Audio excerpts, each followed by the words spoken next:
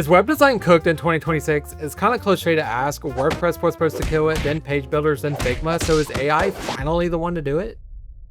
My name is Zachary. I'm a social media growth strategist and designer here at Atarim who's chronically online, so I've seen everyone's take on this subject. I'm not really here to give you mine because I've actually got the data on whether web design is worth it in 2026, so let's jump into it. Let's start with some stats because these are really interesting, and these come from 20i. Huge shout out to them for putting these together, but they surveyed over 500 web designers, and I'll put the study in the description for you. Let's start with the doom and gloom stat. So 76% of designers say AI is their biggest concern for the future of their work, and that fear is really understandable, especially in an environment where everyone and their grandma can whip up a website in seconds. Also, 75% of designers and agencies say AI-driven competition has really impacted them in the last year, but that's kind of where the doom and gloom stops. The rest of the report is extremely positive. For example, over 80% of designers say they feel paid properly for their work, and get this, over 40% make 6 figures. Also, almost 10% of designers say AI has become their biggest source for new leads, and those leads convert 4.4 times better than traditional search.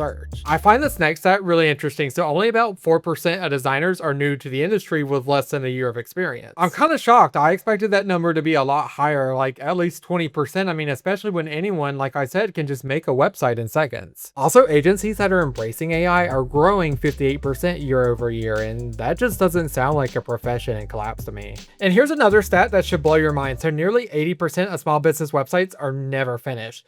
And that's actually the same as before AI. I mean, you'd expect that number to drop when anyone can just whip up a website in seconds. So why are these numbers so optimistic? Think about it. It's because building was never the hard part. Think about what took you years to learn. It wasn't drag and dropping a header. It wasn't writing website copy. It wasn't doing a landing page layout. It was SOPs. It was client management. It was strategy. It's everything around the work that takes a freelancer to a full-blown agency. So if your whole thing is only building websites, of course you're going to get replaced. I'm not going to act like you're not. But something becoming easy is not the same thing as a whole profession being in trouble. My friend Vito, who you might know, he also makes videos on the channel, says the business is splitting into two, and you're either going to be on one side or you're going to be on the other. On one side, you have the reactive designer, where the retainer feels like insurance. You're like, I'm here if something breaks, but to the client, that's not value. It kind of feels like a tax. They're paying $100 a month or however much to someone they haven't heard from since March. So when AI shows up and offers to do the same thing for much less, of course they're going to run because they were already halfway out the door.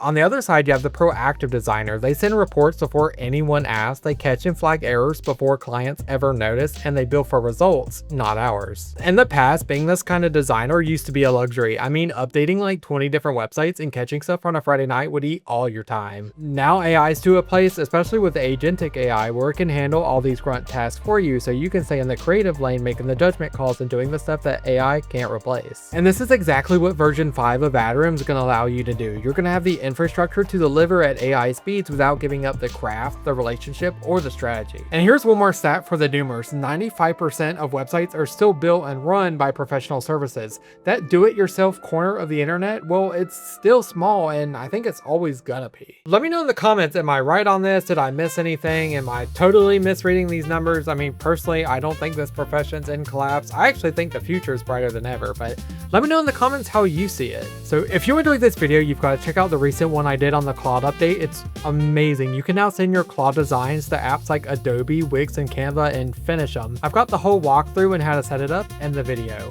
My name is Zachary, and I'll catch you in the next one.